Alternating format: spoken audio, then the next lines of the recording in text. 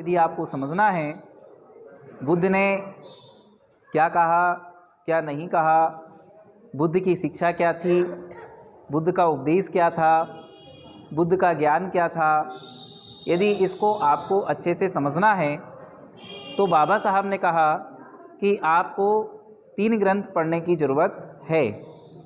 और 3 ग्रंथ कौन कौन से हैं? तो पहला है बुद्ध और उनका धम्म, दूसरा है प्राचीन काल में क्रांति और प्रतिक्रांति, और तीसरा है बुद्ध अथवा कार्ल मार्क्स। ये 3 धम्म ग्रंथ बाबा साहब ने लिखे हैं। और बाबा साहब ने कहा है कि संपूर्ण ज्ञान यदि आपको बुद्ध का लेना है तो इन 3 ग्रंथों में समाहित है। आपको दुनिया भर की किताबें पढ़ने की ज़रूरत नहीं है बुद्ध को समझना यदि चाहते हैं तो।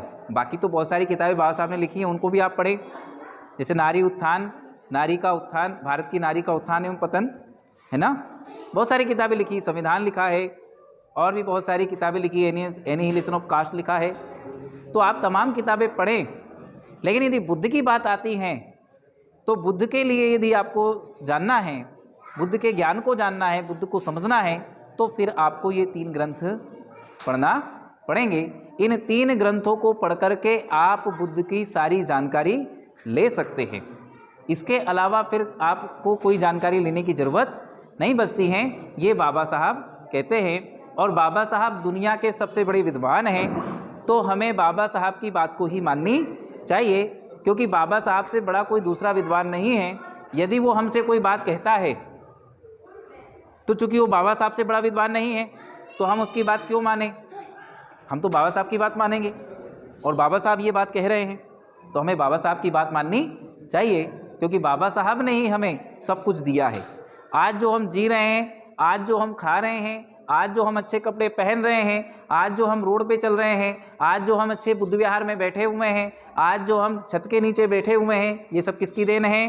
ये सब बाबा साहब की देन है।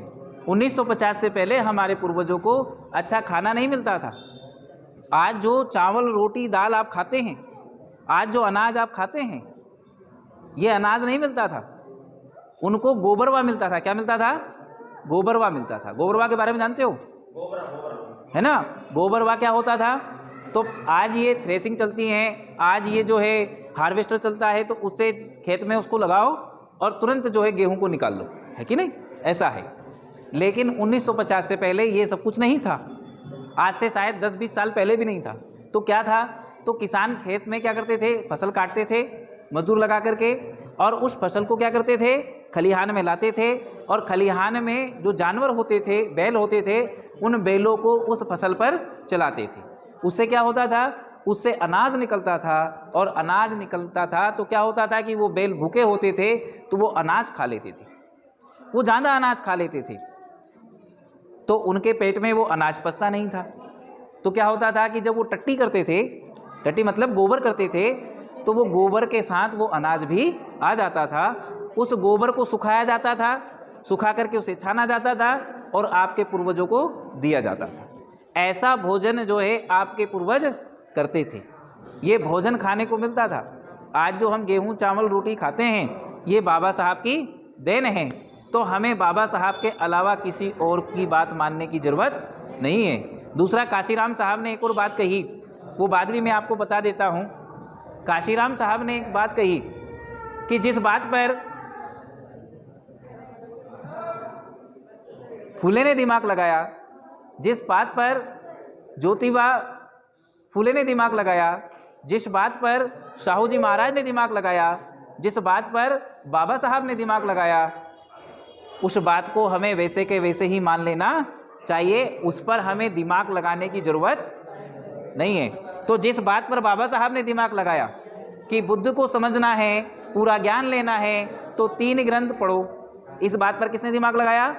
बाबा साहब ने दिमाग लगाया। तो हमें इस पे दिमाग लगाने की ज़रूरत नहीं है। हमें क्या करना है? हमें मानने की ज़रूरत है, हमें दिमाग लगाने की ज़रूरत नहीं है। जो बाबा साहब ने लिख दिया, जो बाबा साहब ने हमें समझा दिया, जो बाबा साहब ने हमें बता दिया, हमें उसको मान लेना चाहिए, वैसा का वैसा।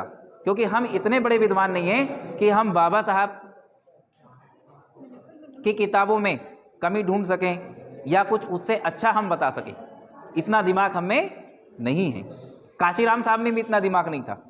इसलिए काशीराम साहब ने क्या कहा कि बाबा साहब ने जिस बात पर दिमाग लगाया, फूले ने जिस बात पर दिमाग लगाया, साहू जी महाराज ने जिस बात पर दिमाग लगाया, उस बात पर दिमाग लगाने की ज़रूरत नहीं है, क्योंकि हम उतने बड़े विद्वान नहीं है। हमें उसको मान लेना ही चाहिए, उसी में हमारा कल्याण हो जाएगा। तो आप सब लोगों ने समय दिया, मुझे सुना, इसलिए आप सबका बहुत बहुत साधुवाद, बहुत बहुत मंगल कामनाएं। जय भीम, नमो बुद्धाय। कोई गलती यदि मेरे से हुई हो तो मैं माफ़ी चाहता हूँ। साधु साधु साधु।